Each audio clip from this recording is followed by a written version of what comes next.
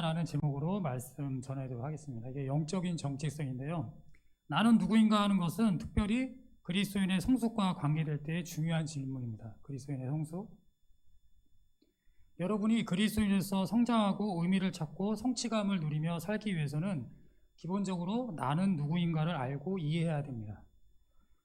구체적으로 그리스도 안에서 하나님의 자녀로서의 신분을 확인해야 되는 것입니다. 바로 이것이 나의 신분이다라는 것, 나의 영적 정체성이라는 것. 그러나 안타깝게도 많은 그리스도인들이 자신이 누구인지 모른 채 아니면 잊어버린 채 영적인 신분에 맞지 않는 삶을 살아가고 있기도 합니다. 여러분은 어떻습니까? 영적 신분에 맞는 삶을 살아가고 있습니까? 그렇다면 세상이 말하는 신분을 찾는 데 있어서의 몇 가지 잘못된 형식들을 한번 찾아보겠는데요. 이해에도 많은 것들이 있겠지만 세 가지만 먼저 보도록 하겠습니다. 첫 번째는 외모입니다. 이 루키즘이라는 단어가 있는데요. 이게 이제 한국말로는 외모지상주의라는 말입니다.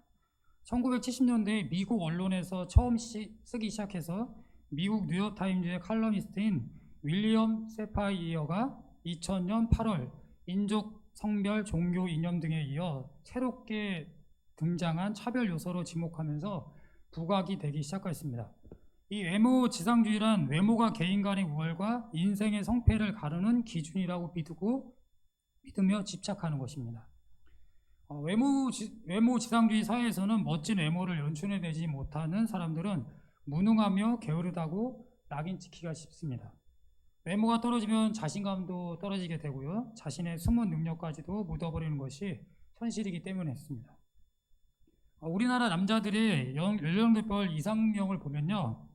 참 재미있게 표현한 거 있습니다. 옛날에 제가 그 TV 프로그램에 나왔던 건데 되게 좀 재미있는 표현입니다. 그냥 들어보세요. 10대부터 50대까지인데 뭐 60대, 70대는 뭐 말할 것도 없고요. 10대 반복됩니다. 계속 10대 이뻐해야 돼요. 20대 이뻐해야 돼요. 30대 이뻐해야 돼요. 40대 이뻐해야 해요. 50대 이뻐해요. 예. 뭐 60대, 70대는 뭐 당연하겠죠. 그러니까 잘생기고 이쁘면 솔직히 다 용서가 됩니다. 아름다움을 추구하는 것은 인간의 본능일지 모르지만 외모 하나 때문에 사람을 차별하는 이 외모지상주의, 루키즘은 없어져야 되겠습니다.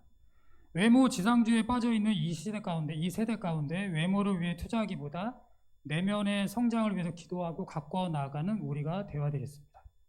외모는 우리의 온전한 신분이 될 수가 없고요. 두 번째는 성공입니다. 이 능력, 성취, 업적 이꼴 성공. 이런 등식이 이제 이런 어떤 등식이 이제 성립이 되는데 성공을 통해 자신을 사람을 평가하고 만족하며 삽니다. 세상은 오직 능력이고 성공뿐입니다. 그러나 성공은 곧 행복이고 실패는 곧 절망이라는 등식은 존재하지 않습니다. 이것은 세상의 기준일 뿐이기 때문이죠. 그렇다면 왜 공부하고 일할까요? 무엇을 위해 공부하고 일해야 될까요? 단순히 성공을 위해서 일해야 될까요? 공부해야 될까요? 내가 공부하는 이유, 내가 공부해야 되는 이유, 내가 성공해야 되는 이유, 내가 성공하려고 하는 이유는 고린도전서 10장 31절에 이런 말씀이 있습니다. 그런즉 너희가 먹든지 마시든지 무엇을 하든지 다 하나님의 영광을 위해서 하라고 말씀하십니다. 이 말씀은 너희가 먹든지 마시든지 무엇을 하든지 그것이 공부이고 일이라고 할지라도 다 자신의 성공을 위해서가 아니라 바로 하나님의 영광을 위해서 하라고 말씀하십니다. 그러니까 우리가 공부를 통해서 일을 통해서 그리고 무엇을 하든지 주님께 영광을 돌리는 삶을 살 때 기쁨과 만족을 누릴 수 있습니다. 이 기쁨과 만족을 누린 사람만이 또 간증을 할 수가 있겠죠. 조전을 할 수가 있겠죠. 두 번째, 결코 성공은 성취와 업적 능력은 온전한 신분이 될 수가 없습니다. 세 번째는 신분입니다. 흔히 개인의 사회적인 위치나 계급사에서는 사회관계를 구성하는 서열로 제도상 등급에 따라 권리와 의무가 다르고 세습되는 것이 원칙이었습니다. 우리나라가 많이 변했다고 하지만 21세기를 살아가고 있는 우리지만 대한민국은 아직도 신분, 직분이나 직을 중요하게 생각하는 나라인 것 같습니다. 저만의 생각일 수도 있겠지만요. 그리고 자랑하고 내세우기도 합니다. 신분을 바르게 사용해서 선한 영향을 끼쳐야 하지만 갑질하는 사람들을 우리가 많이들 보잖아요. 뉴스에서도 직장 상사의 갑질, 국회의원의 갑질, 고위공직자의 갑질. 이런 얘기들 하죠. 이런 얘기를 들어보신 분들 계시는지 모르겠지만, 나 누구야? 너 내가 누군지 알아? 너 어디 소속이야? 막말하고 무시하는, 신분으로 밀어붙이는 막무가내인 꼴불견인 사람들이 있습니다. 지금 이제 세 가지를 얘기했는데, 이 세 가지 외모, 성공, 신분, 이것들은 우리의 온전한 신분이 될 수가 없습니다. 모두 잘못된 형식들입니다. 때때로 우리가 겉으로 나타내 보이는 것은 우리의 참 모습을 가리기 위한 가면입니다. 이것이 외모가 될 수 있고요, 성공이 될 수 있고, 신분이 될 수가 있습니다. 또 자기 안에 있는 상처를 감싸기 위한 껍질에 불과할 수도 있는 것입니다. 우리는 우리의 모습을 매력적으로 잘 꾸미거나 어느 정도 만족할 만한 신분을 얻게 되면 내면적으로도 모든 것이 잘 될 것이다라고 믿습니다. 그러나 그렇지 않죠. 외모, 성경, 신분, 다른 사람부터 인정을 받는 것으로 내적인 평화와 성숙을 가늠할 수 있는 것이 절대 아닙니다. 또 그 내적인 평화와 성숙이 얻어지는 것도 아닙니다. 그래서 우리의 신분, 내가 누구인지는 어디서 찾아야 될까요? 바로 말씀입니다. 그래서 오늘 이 시간 헌신 예배하는 청년들에게 주님이 바로 네가 누구인지라고 말씀하신다는 것이죠. 그렇다면 올바른 신분을 위한 신뢰할 만한 형식은 무엇일까요? 9절 같이 읽겠습니다. 9절 말씀 시작. 족속이요 왕같은 제사장들이요 거룩한 나라요 그의 소유된 백성이니 이는 너희를 어두운 데서 불러내어 그의 기이한 빛에 들어가게 하신 자의 아름다운 덕을 선포하게 하려 하심이라. 네, 베드로전서 2장 9절 오늘 본문 말씀은 우리의 영적 신분이 무엇인지, 내가 누구인지와 그리고 신분을 부여하신 이유가 무엇인지 오늘 말씀에 말씀하십니다. 그러면 하나님이 우리에게 주신 신분은 무엇일까요? 9절은 믿는 자들의 그 신분적인 특권에 대해서 네 가지로 말씀하시는데, 이거 외에도 성경에는 내가 누구인지에 대해서 말씀을 많이 하세요. 근데 오늘 본문 말씀만 보면 첫 번째, 택함 받은 족속입니다. 이 본절은 이사야서 43장 20절의 인용으로 그리스도의 구속의 피로 말미암는 그리스도인의 영적 신분을 시사합니다. 그러니까 족속의 헬라어 게노스는 형통 혹은 출생을 가리킵니다.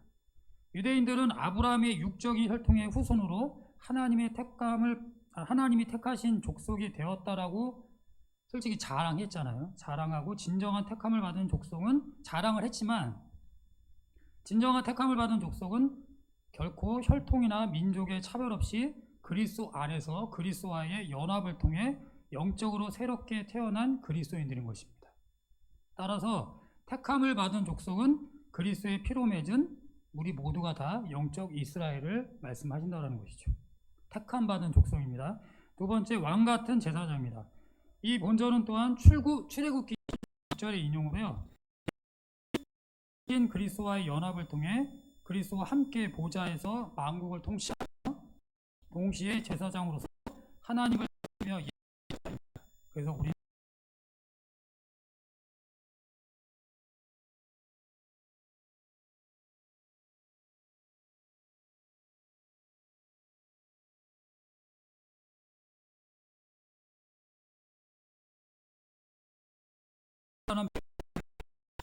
하나님을 섬기기 위해 지칭하던 표현,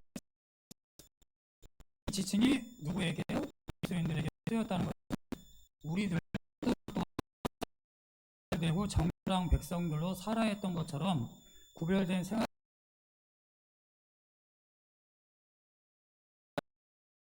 떨어져 보인 성별이라 하는 것입니다. 이거 그리고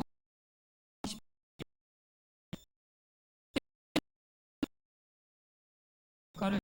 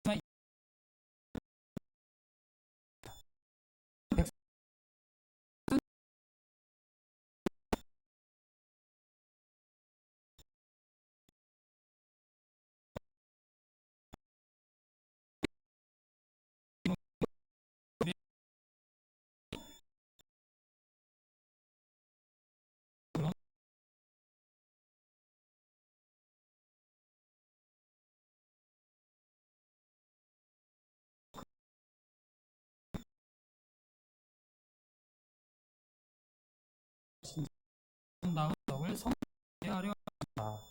먼저 그저 이는 너희